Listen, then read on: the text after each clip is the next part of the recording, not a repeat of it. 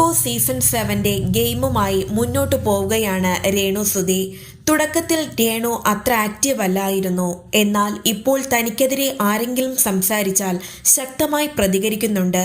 Big ബോസിലേക്ക് വരുന്നതിന് കുറച്ചു ദിവസം മുമ്പാണ് രേണു സുധി ഹെയർ എക്സ്റ്റൻഷൻ ചെയ്തിരുന്നത്. കൊളാബറേഷൻ ആയതിനാൽ തനിക്കിത് സൗജന്യമായാണ് ചെയ്തു തന്നതെന്ന് രേണു സുധി വ്യക്തമാക്കിയിരുന്നു. നീണ്ട മുടിയായ ശേഷം കൂടുതൽ സുന്ദരിയായെന്ന് പലരും പറഞ്ഞിരുന്നു.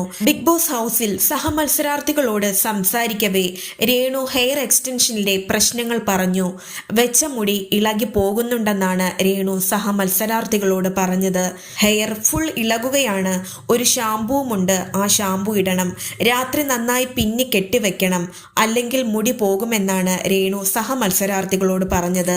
രേണുവിനെതിരെ സോഷ്യൽ മീഡിയയിൽ കുറെ പേർ നെഗറ്റീവ് കമന്റ് ഇടുന്നത് കണ്ട് വിഷമം തോന്നി കൊളാബറേഷൻ ചെയ്തതാണിതെന്ന് ഹെയർ എക്സ്റ്റൻഷൻ ചെയ്തു കൊടുത്ത കോസ്മെറ്റോളജിസ്റ്റ് അന്ന് പറഞ്ഞിരുന്നു.